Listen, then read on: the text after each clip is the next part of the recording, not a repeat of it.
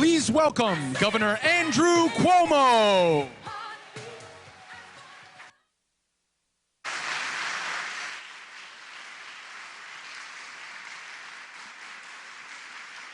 Thank you. Thank you. Thank you very much. Thank you very much.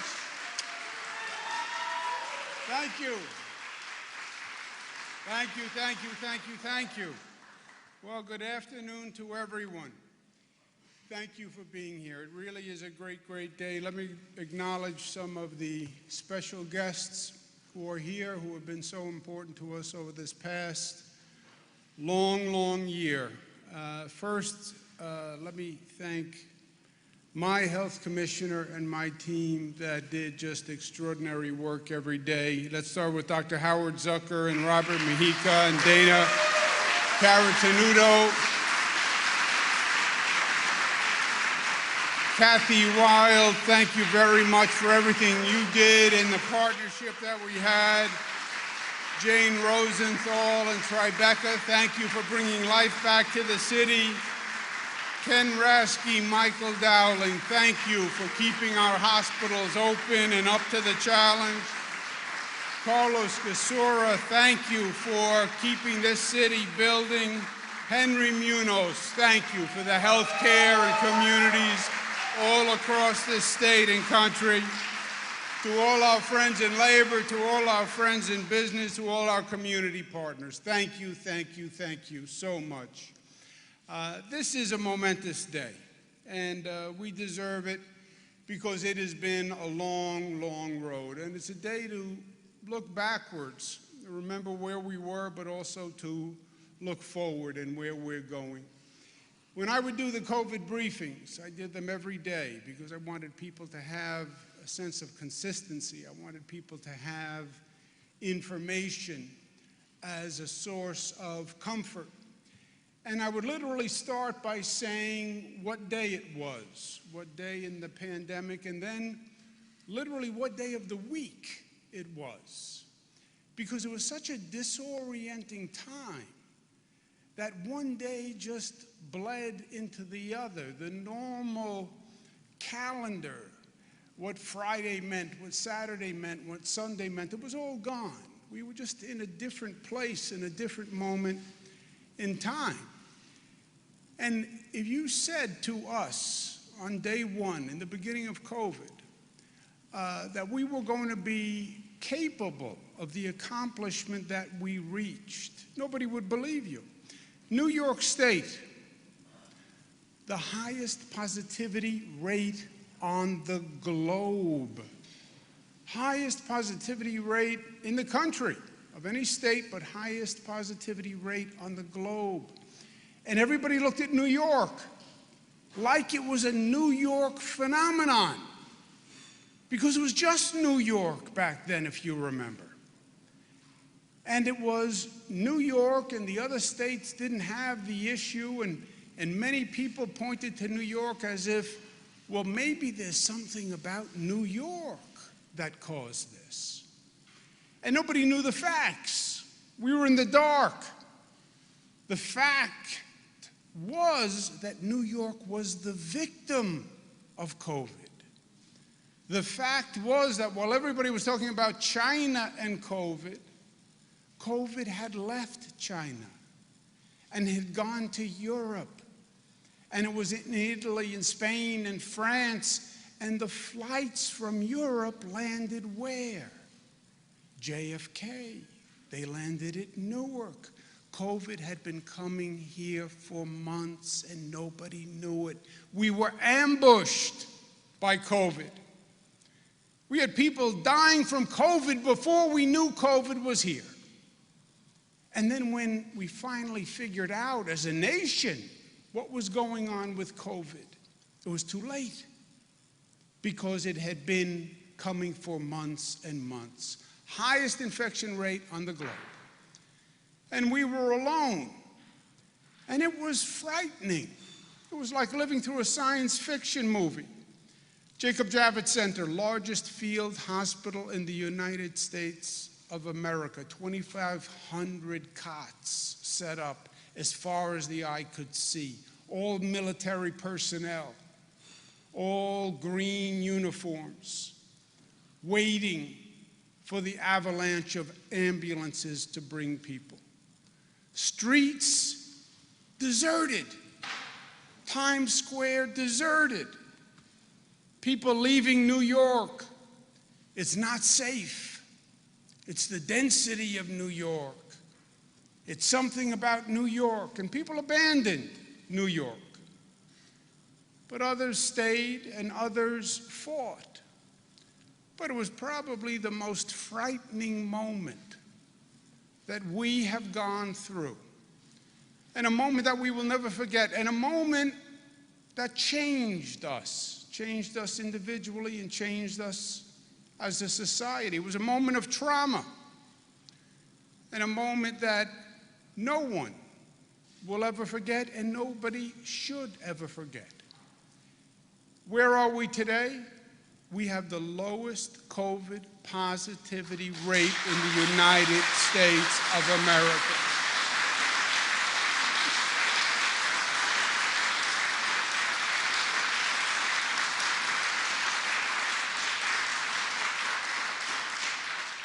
And that, my friends, is a fact. In this day and age where everybody has an opinion, everybody has an opinion, everybody has a political ideology, everyone has an opinion. Yeah, there are still facts. And facts are not Democratic facts or Republican facts or conservative facts or socialist facts. They're facts. And on the facts, what New York has done is extraordinary. We went literally from worst to first.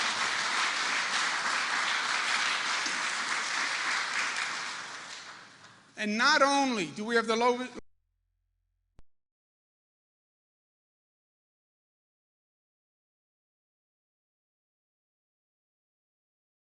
is the national goal, and we hit it ahead of schedule.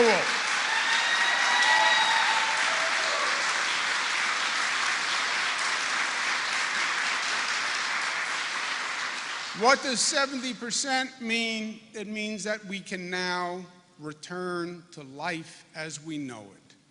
We have the highest vaccination rate in the state. Long Island, 75%, Capital Region, 74%. Congratulations to you. Mid-Hudson, 71%. Congratulations. Central New York, 70.5. Western New York, 69.5. Finger Lakes, 69. Southern Tier and New York City, 68.4. North Country, 63. Mohawk Valley, 60%. But overall, over 70%. Give New Yorkers a round of applause.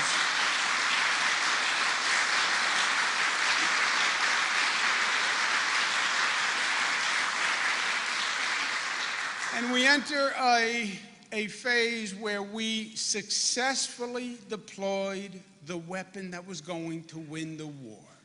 And the weapon was the vaccine. And we knew it. But the question was, would we do it? Could you organize enough to get it done? Would people show up to get it done? Could you organize this massive operation and infrastructure not done since World War II, where you could actually get this task done? And we stepped forward, and we stepped forward boldly, and we led the nation. We led with Nurse Sandra Lindsay, who was the first at Northwell to take that vaccine and to say to people, it is okay, it is safe. And we've gone on to do more than 20 million vaccines, more per capita than any big state in the United States of America.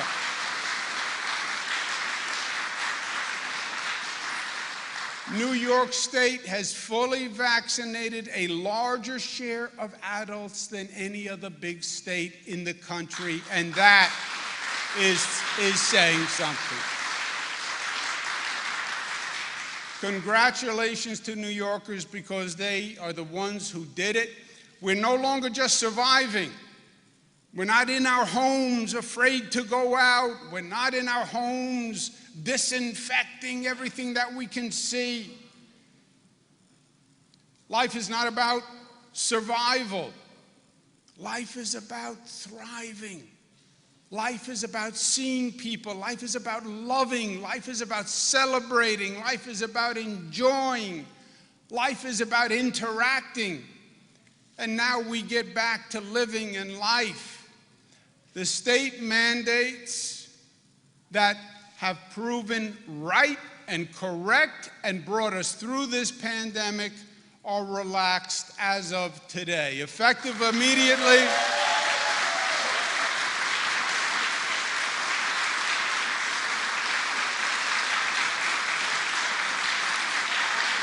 Give yourselves a round of applause.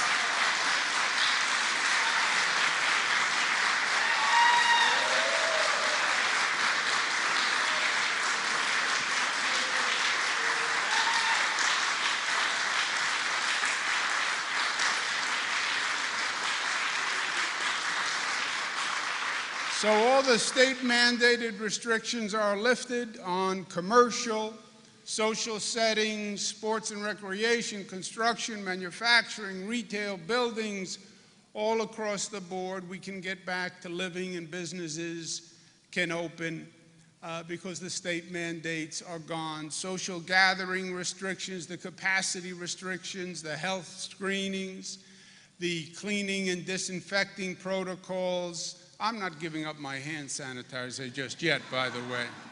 I love that New York Clean hand sanitizer. It keeps everything clean, plus you take a whiff of that, it opens up your sinuses like nothing I've ever seen. But that is now voluntary, and it's up to individuals and places, but the mandates are gone. The CDC federal mandates obviously continue for pre-K schools and public transit and healthcare settings. But the state mandates have been lifted. That's not to say that 70% is the end. We want to do better than 70%, but it is an important milestone, and we're going to keep pushing to do more. But it's a testament to the people of the state of New York. That is who did this. People who stayed tough and smart and united during the most difficult challenge of our lives. And most of all, the essential workers who came forward and whose effort and courage brought us through this day, and they are our heroes.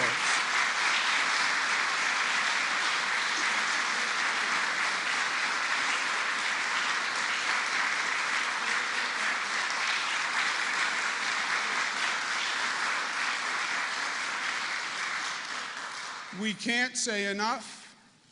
We've said thank you, but we want to say thank you again on behalf of all the people of the state of New York for what has been done, and we want to acknowledge them here today.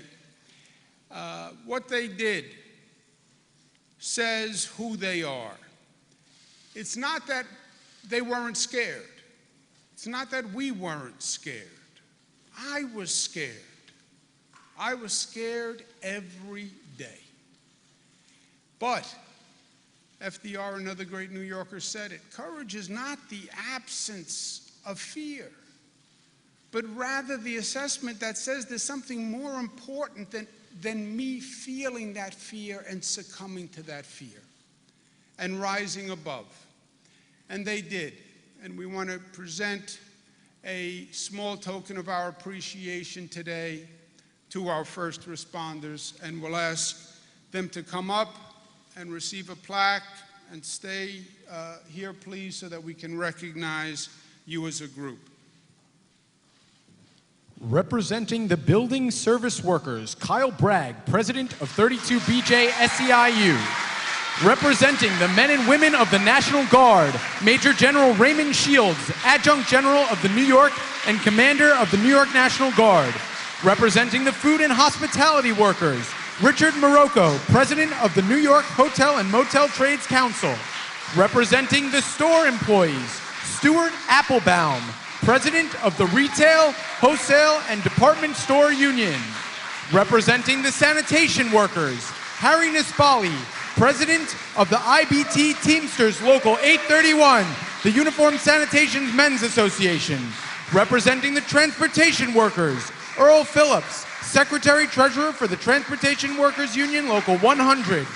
Representing the delivery workers, Thomas Giswaldi, President of the Teamsters Joint Council 16. Representing the hospital staff, Maria Castaneda, Secretary-Treasurer of 1199 SEIU. Representing the teachers, Colleen Chiuzzi, 4th grade teacher at PS 295 in Queens and member of the UFT.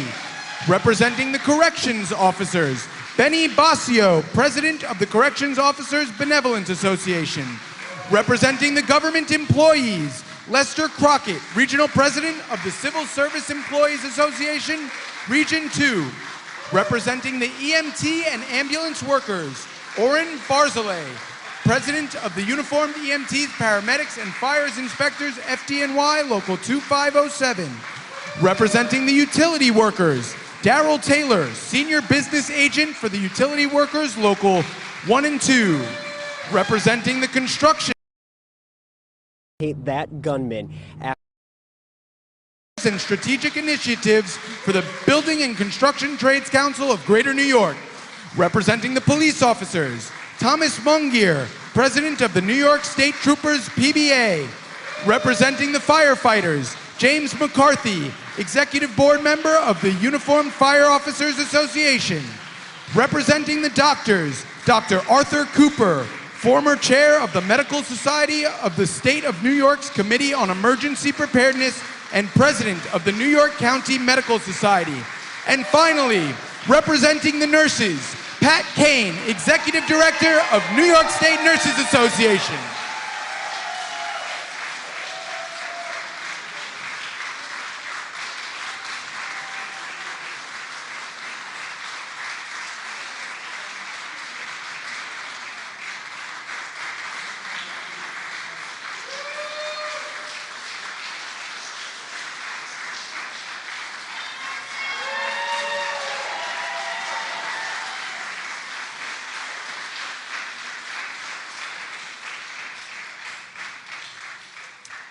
We clapped for you every night.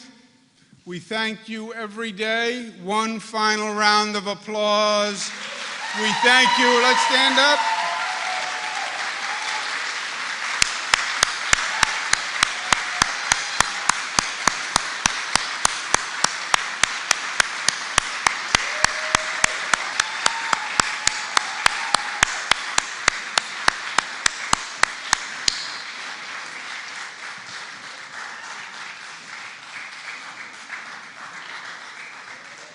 Thank you.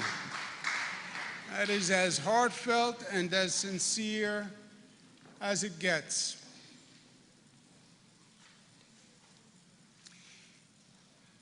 We applaud you. We thank you. To celebrate and honor tonight, we're going to light all the state assets, Empire State Building in blue and gold, and we're going to have fireworks all across the state of New York tonight to celebrate and honor the essential workers.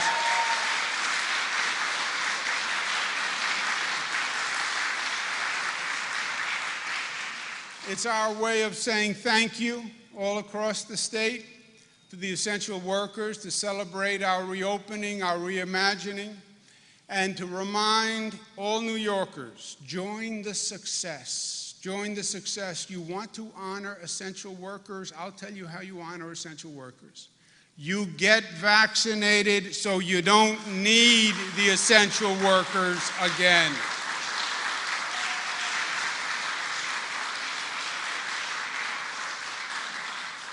And literally, they're going to be displayed all across the state. So wherever you are, they'll be in your community, and you can be part of the celebration tonight. This is not to say that our journey is over, because it's not over. We still have to manage COVID. As the health professionals will tell you, we're still watching these variants of interest. We still have to be careful. And as in any disease, you then have to move to recovery from the disease. We have to recover from COVID. And recovery is not going to be spontaneous. And it's not going to be automatic. The recovery itself is going to be challenging and is going to take time. But in the same moment, there is opportunity in this recovery period. And it's an opportunity that we have to seize, because it's not just New York that is recovering. It's every state in the United States of America is in the same moment that we are in. I'm the chairman of the National Governors Association today. I talked to all the governors. Every state is now trying to figure out, how do I recover? How do I come back? Every city is trying to figure out, how do I recover? How do I come back? Internationally, every city, every country, how do I recover and how do I come back? We are in that international competition to see who recovers first and who recovers best. And there is an opportunity for us in this moment. People ask me all the time, well, what's New York going to be like post-COVID? There is no roadmap. Our future is not predestined or predetermined. Our future is going to be what we make it. You tell me what we do, and I will tell you what we will be. It is going to be up to us. What do we build? How quickly do we recover? How many lessons have we learned? And it is going to be our contribution to this city, this state, this country, as our generation. Our most important work lies ahead. What do we do in this moment when it is up to us? Winston Churchill, there will be a moment in time when you're tapped on the shoulder and you have the opportunity to do something very special. That is the moment for us. And what a tragedy it would be if we miss this moment and if we don't capitalize on this moment. It has to be a moment where we say, as a united people, we're going to bring back New York, and we're going to make New York better than it has ever been.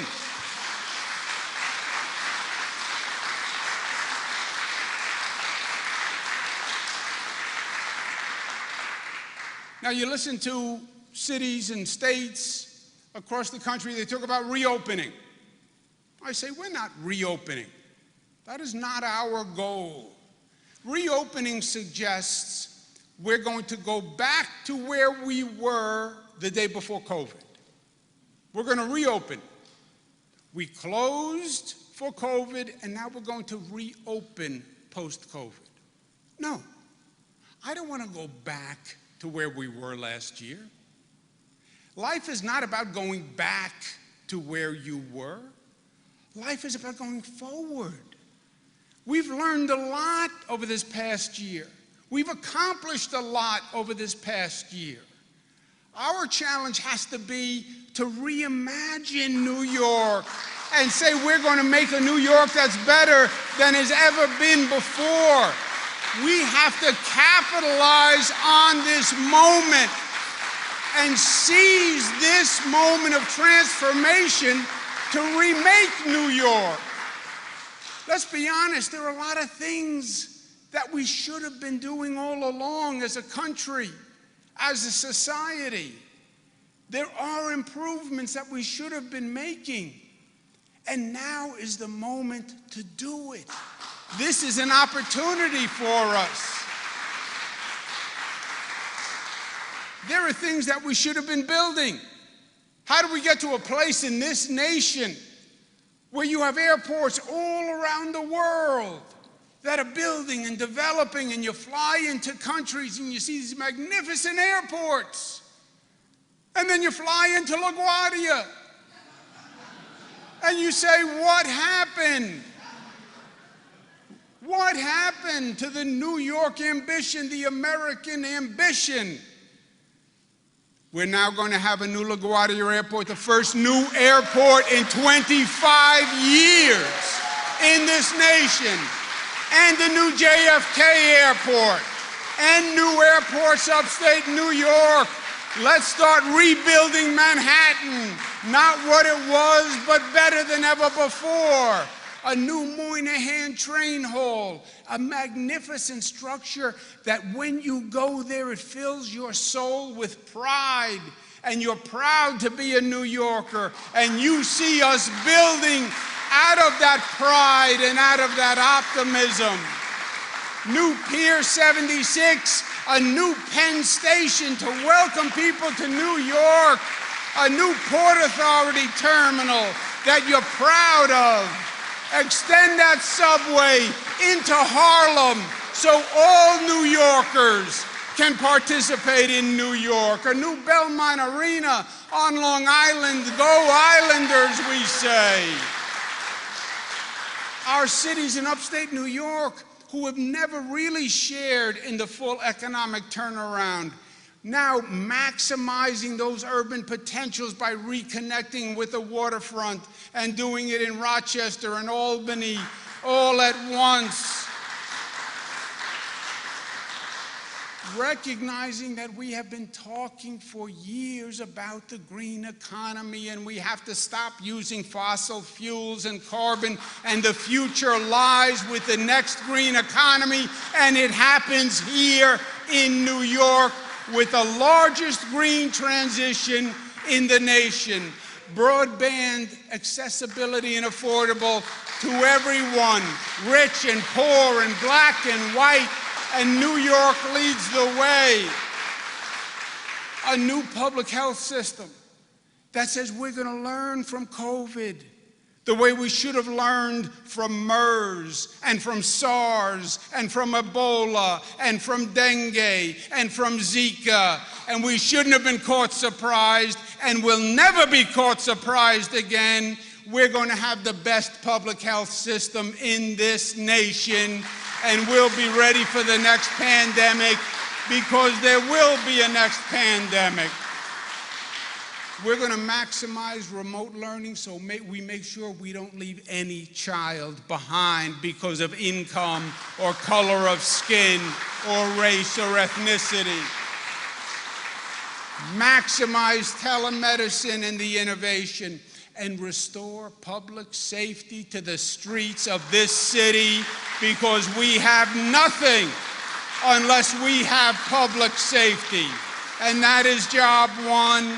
And we have to help the homeless because we are embarrassed by the society we now see and the condition we now see, where we have human beings living on the street, and we say that's the best we can do. We say that's not the best we can do, and we're going to do better. There is work to do, but we know that we can do it. And we are being tapped on the shoulder, as Winston Churchill says, and we are ready and we are willing. We know what we're made of. We know what we can do in this moment. 20 years ago, 9/11, we got knocked on our rear end. And there are a lot of similarities between the 9/11 moment and the COVID moment. Remember post 9/11. Remember the fear, remember the naysayers. Remember the people who said New York will never come back.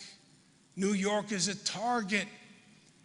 We're afraid to go downtown. The terrorists are going to target us again. It's about New York. They want to target New York. Remember the people who fled. Remember the people who said, we'll never come back, we'll never come back. Well, you know what? We came back.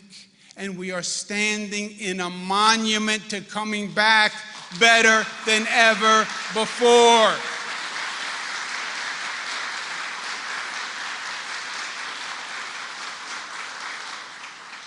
COVID has similarities to 9/11. The recovery was not automatic. It was not spontaneous. We had to restore confidence and restore faith and restore security. We had to work at bringing people back. We had to build back, and we had to build back better. The Tribeca Film Festival was formed to say, come back to New York, celebrate New York, celebrate the arts, celebrate the energy. And we came back better than ever, even with other obstacles. This site, One World Trade Center, a symbol of resilience and determination of faith. You knock us down, we get up stronger and taller than ever before, because that's who we are. Same site that was overcome by Hurricane Sandy, and we said we'll deal with it and we'll come back better than ever before, because we rise as New Yorkers.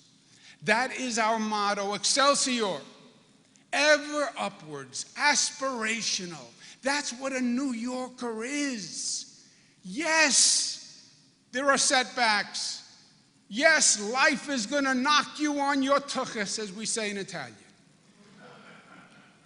But the question of a person, the question of your character, the question of a society is, what do you do when you get knocked down?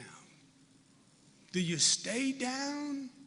Do you feel sorry for yourself? Do you wallow? Are you overcome by the obstacles? Or do you pull yourself up and say, I'm going to learn and I'm going to be better, and reach out your arms to your brothers and sisters and lift one another up to a height that you've never reached before? That's what we do in New York. Remember June 15th. Remember today. Because it is the day that New York rose again. June 15th is a special day for me.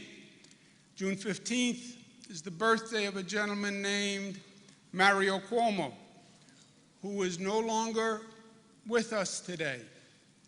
But today is his birthday. Mario Cuomo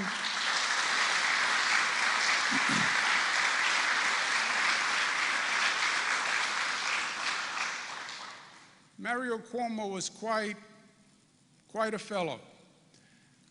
A great leader for the state of New York, did many good things for New York, taught New Yorkers many important lessons, taught them about aspiration, talked to them about being their best selves, not giving in to the petty and to the negative, but to rise above together, to see past color of skin, to appreciate our diversity as a source of strength, to welcome people, to find the humanity and the goodness in a person's heart and a person's soul, and not the apparent differences, but the human similarities and the human connections. Mario Cuomo was not a great believer in the system. It's not that he believed that the system was infallible. He knew too well that the system had many problems. He didn't have an inherent belief in politicians. He didn't like to be called a politician. You called him a politician, he bristled, because he didn't have a high regard for the class of people called politicians, and the pettiness and the lack of integrity that often goes with that. But he had a deep and profound belief in the people of New York. He believed that New Yorkers were special.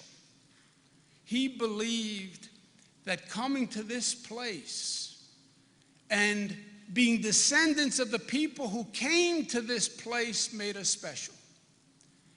That we came from people who got in little boats and went across great oceans just for the promise of opportunity.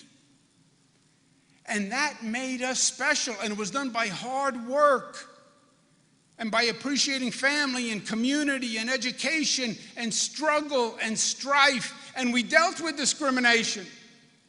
And we all know what it feels like to be treated as being different, because we are all different. We are all different. We all come from different places. And that difference can either be a source of alienation and isolation, or it can be a source of community and commonality. And New Yorkers have made it a source of strength. He believed New Yorkers were special. And as he looks down today, he would say, I was right. I was right. You know who beat COVID? The people of New York beat COVID. The courage of New Yorkers beat COVID. The individual strength beat COVID. Think about an essential worker.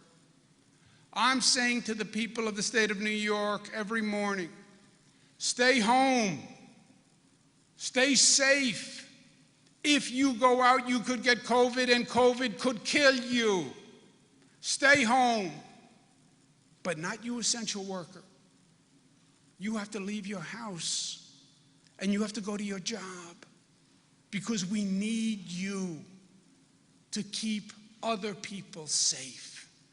Not you, nurse.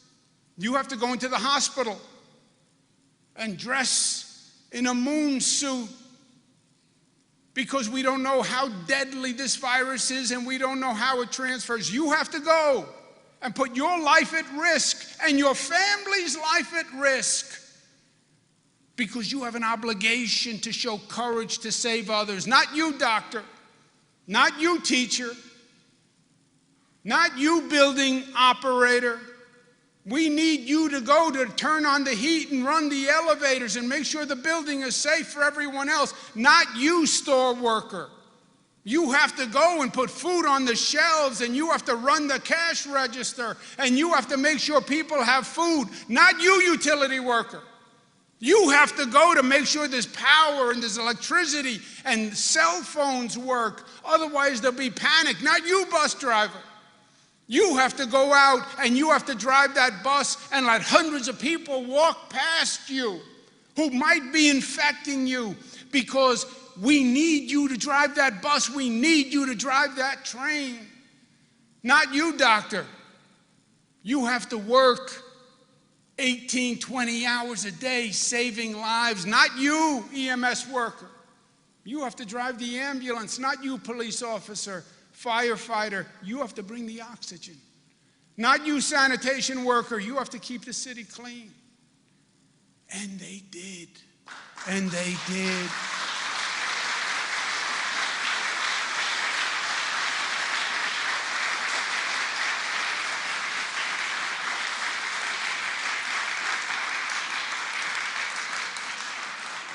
Not you, New Yorkers. I know everyone is looking at us. I know New York is unique. I know you're scared. But you have to stay home. You have to protect your children. You have to wear a mask.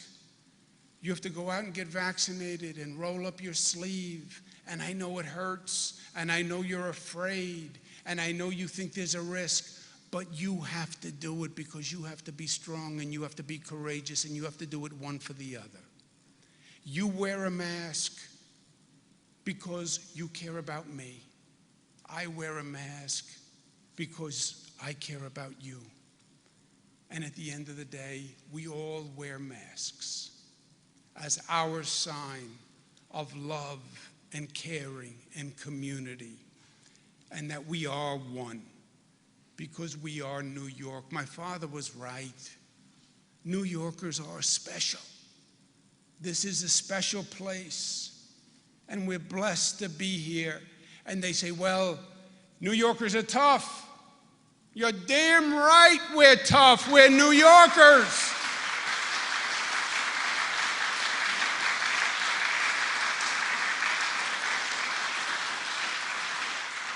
But you don't know what it means to be New York tough, unless you're a New Yorker.